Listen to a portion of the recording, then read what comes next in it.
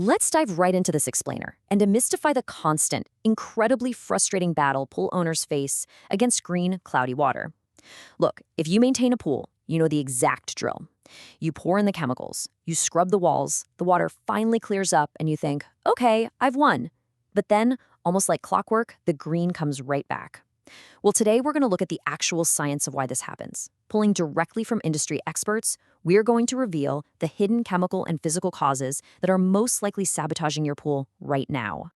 It is literally the most common and maddening question in pool care. Why does pool algae keep coming back? You treat the pool, the color improves, but then within a couple of weeks, that cloudy green tint reappears. It's so frustrating, right? But here's the absolute truth. The return of algae is rarely caused by just a single missed chemical dose. As we'll see, it's actually a structural failure in how the water is being managed. Section 1. The algae invasion. Categorizing the enemy.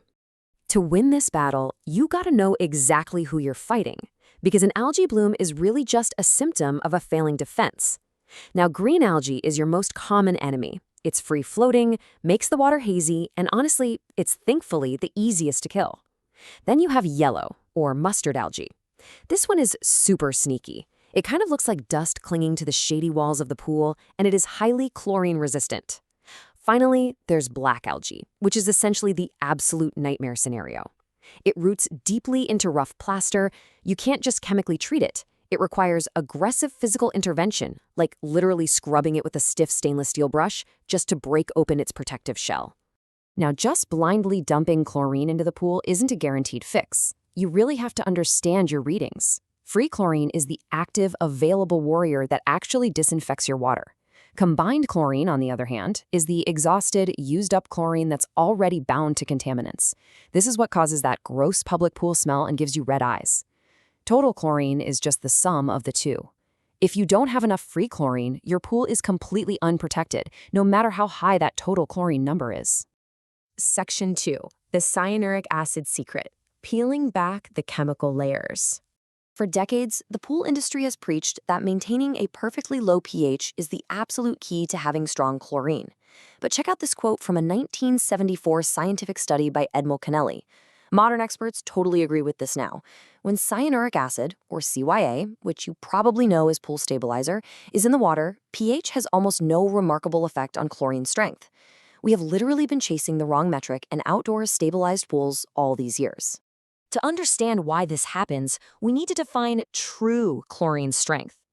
When chlorine enters the water, what we actually want it to do is form hypochlorous acid. This is the highly effective, active form of chlorine. When pool pros talk about killing algae fast, they are really talking about maximizing the percentage of hypochlorous acid in the water.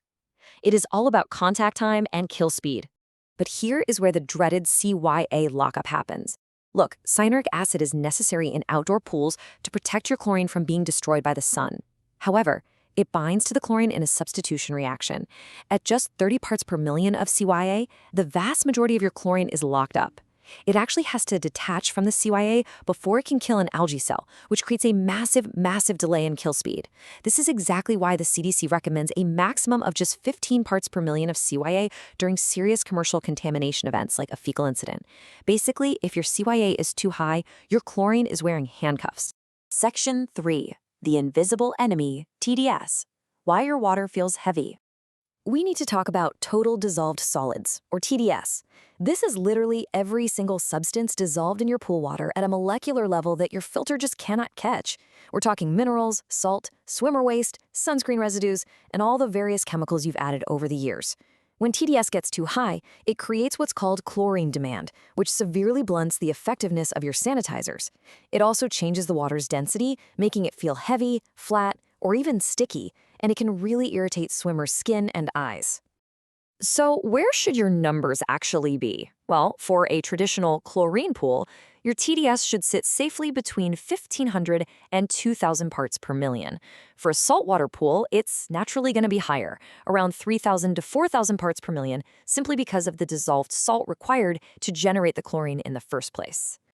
Okay, so what happens when your TDS levels blow right past those ideal ranges? Well, the absolutely crucial point here is that you cannot fix this with a chemical. You can't just pour a magic potion into the pool to make dissolved solids disappear. You have to dilute the pool. Experts highly recommend draining 25 to 50% of the water and completely replacing it with fresh source water. If you don't do this, you're just fighting a losing battle against algae and thick, exhausted water. Section 4. Circulation and dead zones. The physics of prevention. We've covered the chemistry, but now we really got to look at the physics. A great analogy here is a mixed drink. If you don't stir it, all the ingredients just settle at the bottom. Your pool is the exact same way. Proper pool health requires 100% daily circulation. Circulation always beats mere agitation. If your pool water isn't thoroughly stirred, you get stagnant dead zones where algae breeds incredibly fast. Remember those bright green pools at the Rio Olympics? That is exactly what happens when circulation completely fails. Many robotic cleaners just blow water around the bottom, leaving that middle layer of the pool completely unmoved and totally vulnerable. So, where do these dead zones typically hide out?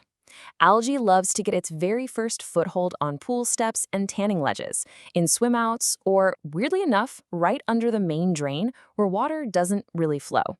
It loves hiding out behind ladders. And another major culprit? Poorly aimed return eyeballs. If all your jets are pointing straight into the middle, or one is aiming right at the skimmer, it literally short-circuits the entire flow loop, leaving massive sections of your pool completely stagnant. Section 5. The ultimate shock protocol, from symptom to cure. All right, first things first, we need a massive mindset shift. Shock is not a product you buy in a bag. Shock is a process you execute. It's a verb, not a noun. To properly shock a pool, you are super chlorinating it by raising the free chlorine level to roughly 10 times your combined chlorine level. This massive surge achieves what is technically known as breakpoint chlorination, literally blasting the chloramines and algae entirely out of existence. Here is the exact step-by-step brush and shock protocol. Seriously, this is a checklist you'll want to save. Step 1, test and balance, and absolutely check your CYA. If it's too high, drain some water first. Step 2, and listen, this is the one everyone skips. Brush all the surfaces. You have to physically strip away the algae's protective layer. Step 3, shock hard at dusk so the sun's UV rays don't just burn off all your chlorine. Step 4, run your pump continuously 24/7 until the water clears. Step 5, retest and hold that high chlorine level. Do not just hit it once and walk away. And finally, step 6, filter out the dead algae. But hold on, the job isn't done just because the water is clear again. You have to do a post-bloom filter clean. Think about it. All those millions of dead algae cells are now trapped inside your filter, right along with the organic load they feed on. If you just leave them in there, you are basically reseeding your pool with algae every single time the pump turns on. For cartridge filters, a simple hose-off isn't going to cut it. You need a chemical soak to actually remove the oils. For DE filters, break down the grids and fully recharge them. And for sand filters, backwash heavily and seriously consider a chemical clean of the sand bed. So, pulling all this source material together, what is the ultimate takeaway here? It's that algae prevention is not some magic product you buy in a bucket. It is the constant, perfect marriage of chemistry and physics. You need enough active sanitizer, which means managing your CYA to avoid lockup and keeping TDS low, combined with 100% daily water movement so that treated water actually touches every single inch of your pool. Which leaves us with one final, provocative question. The next time you see a patch of green clinging to the steps, or the water starts looking just a little hazy, don't just throw a bag of powder at it. Ask yourself, is your pool trying to tell you something? Try looking at it not as a random curse, but as a solvable diagnostic puzzle. Check your CYA, check your return jets, check your filter. You now have the knowledge and the power to fix the root cause and keep that water crystal clear.